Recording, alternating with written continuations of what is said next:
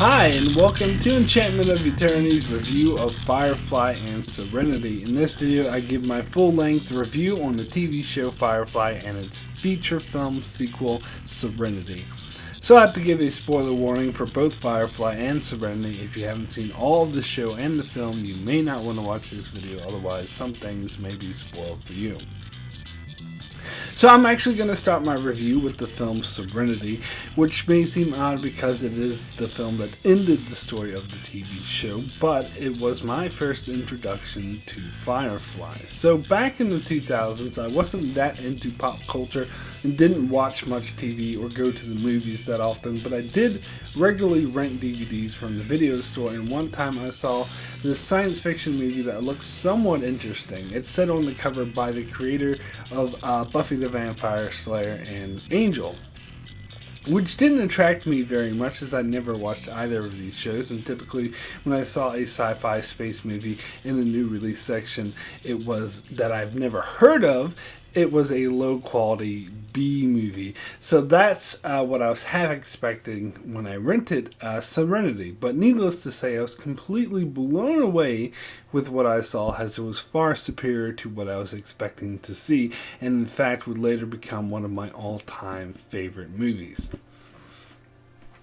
So when I saw Serenity, I had never heard of Firefly. I didn't know that it was based on anything, and for the longest time I thought it was a self-contained film. However, there were a few aspects to the film I thought gave away that it was based on something else and made it feel like I was missing something. One being the inclusion of the character Anara, who I thought was completely superfluous to the plot of the movie and unnecessary, and it was obvious to me that the only reason they included her was because she had an established fan base.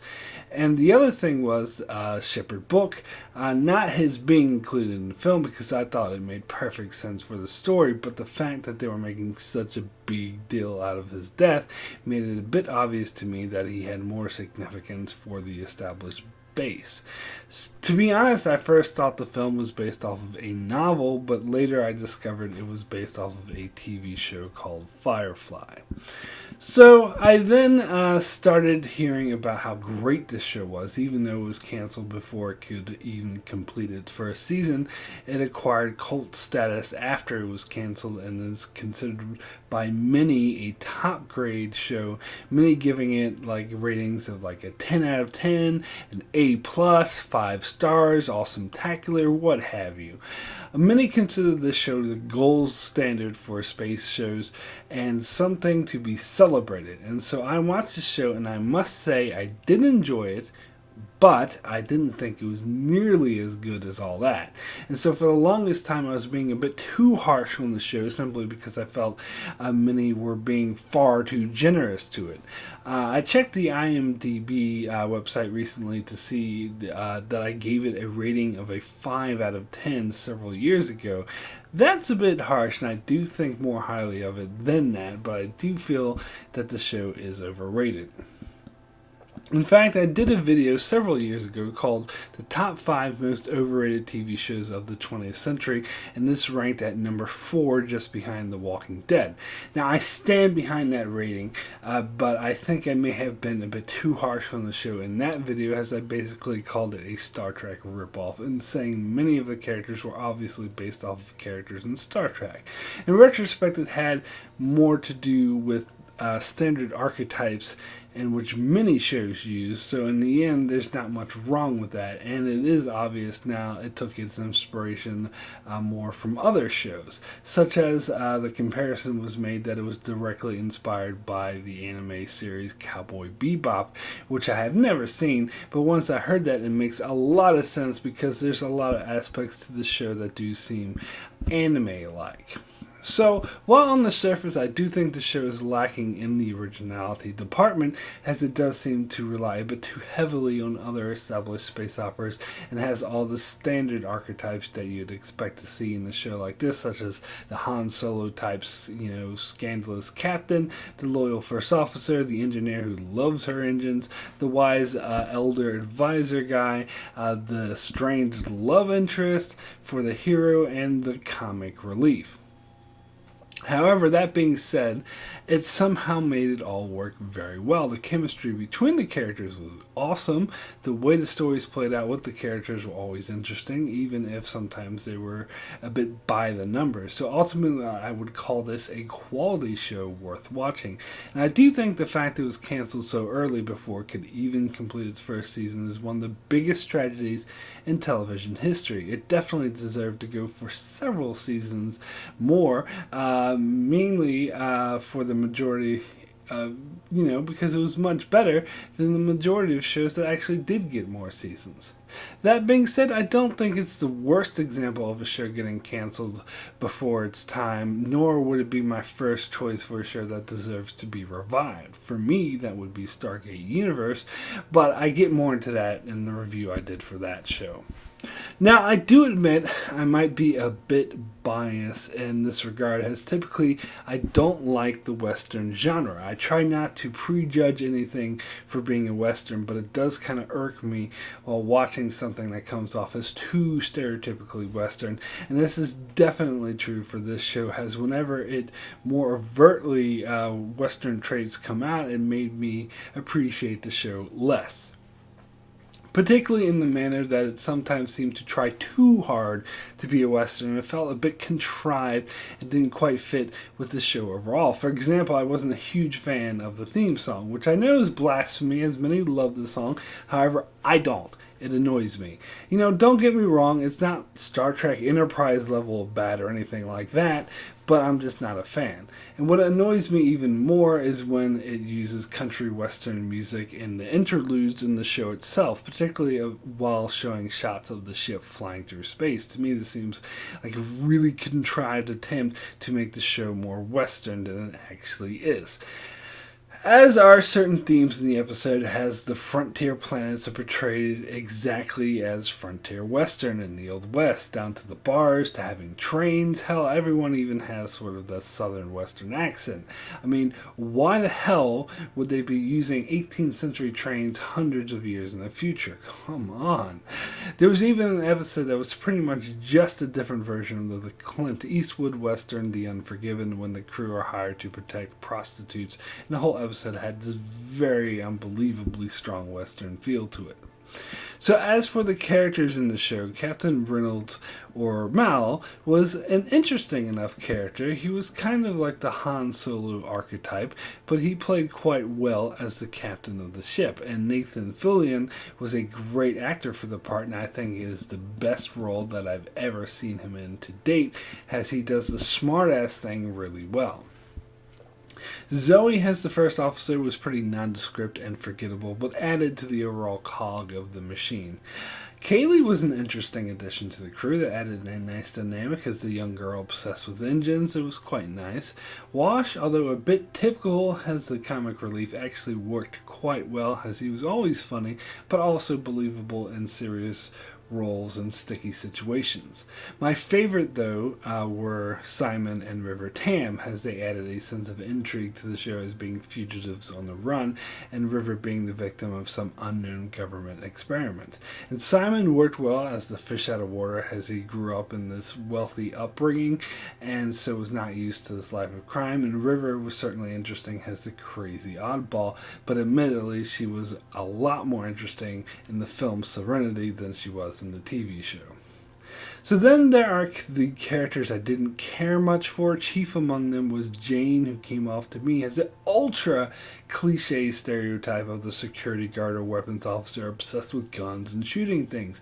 This character, more than any of them, is what made me look on the show as unoriginal and a how to, do space opera stereotypes. However, I will say they did add some dynamic to this character as the show went on. For example, it was interesting to learn that he was a thug for hire until he joined the Serenity crew. So basically, he was just like one of those nameless thugs that you see in countless movies, except he was working for the good guys. And I must admit, that is kind of an interesting concept.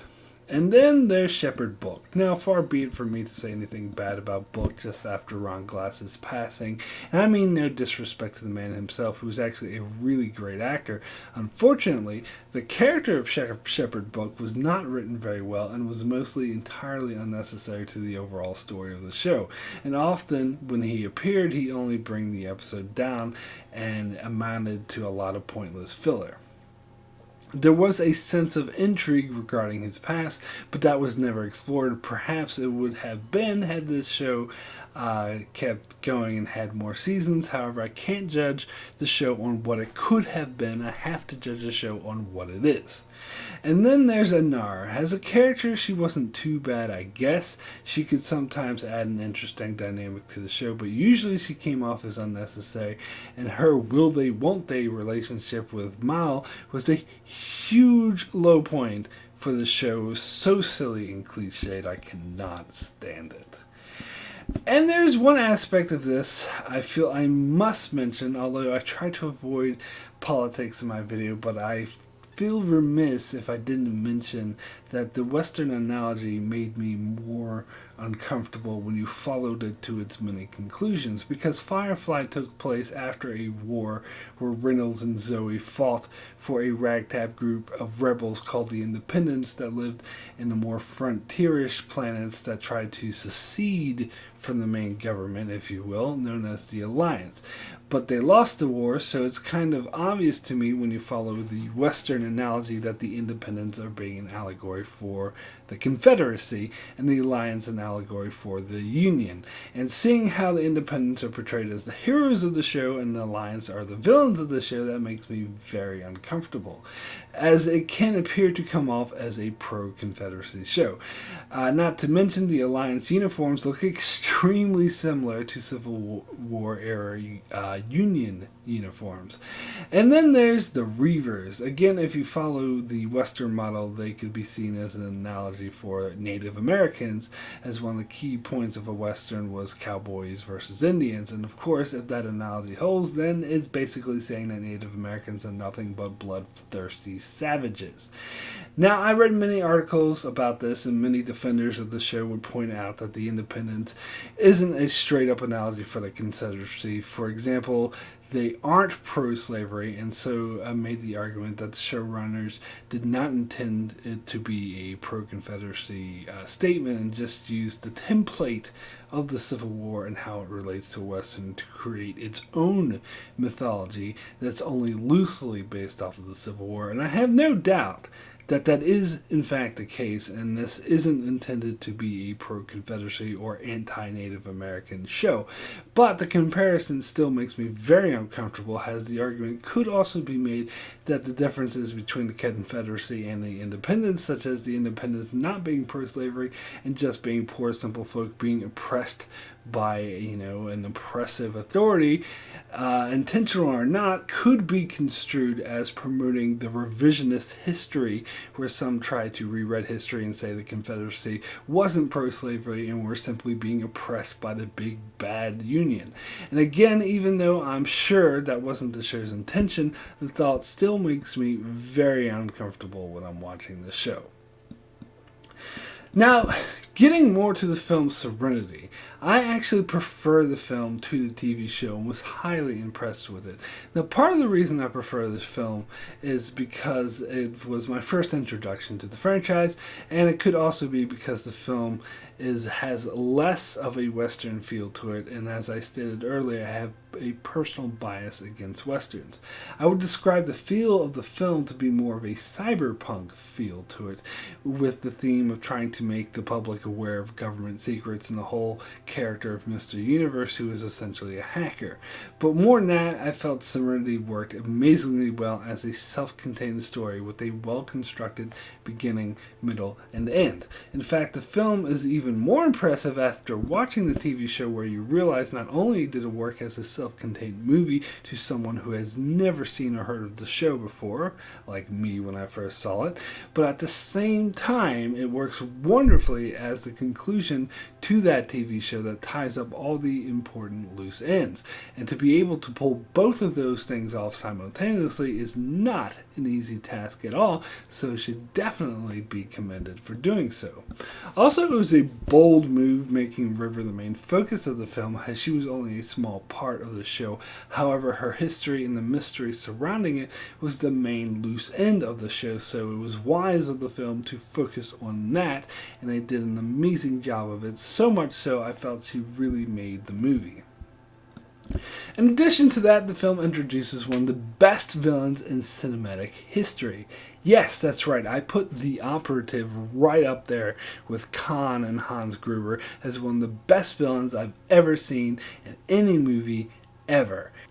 And this was my first introduction to the great actor whose name I will not butcher by attempting to pronounce. But he went on to become a really well-known actor who was nominated for an Academy Award for Best Actor in the film 12 Years a Slave. This is the first time I saw him, and I was absolutely blown away by his performance. Do you know what your sin is? It's pride. And it was such a great use of the villain as well. My only complaint about the villain was at the end, where he simply lets Mel go after he releases the information about Miranda to the public. Seemed a bit out of character to me, but I loved how he was self-aware that he wasn't a good guy, but was ultimately doing it to, serve a greater purpose, which was making the galaxy a better place. He just worked so well as a dynamic and interesting villain. And the ending with the epic battle was also a great way to end the franchise, as it was a sequence far more grand than anything seen on the TV show. Plus, it was a really great way to end the show, as it did showcase the best of Captain Reynolds and how he was able to sacrifice himself. He was willing to sacrifice himself for a greater cause, and of course the fact that he managed to accomplish his goal and strike a huge blow against the Lions and stick up for the little man in a grand way was like a redemption for him. So basically it included his story arc that the show had set out. In other words, the perfect conclusion to the show. All this is a damn good self-contained movie as well. Now, the most common complaint I heard about the film is that it needlessly killed off beloved characters. In terms of Shepherd Book, I disagree, as that character was never that important to the show, and the way they killed him off wasn't needless, as it served perfectly the plot of the film. However, in the case of Wash, I have to agree, his death was kind of pointless and didn't seem to be an obvious attempt to raise the emotional stakes of the ending, and it wasn't really needed.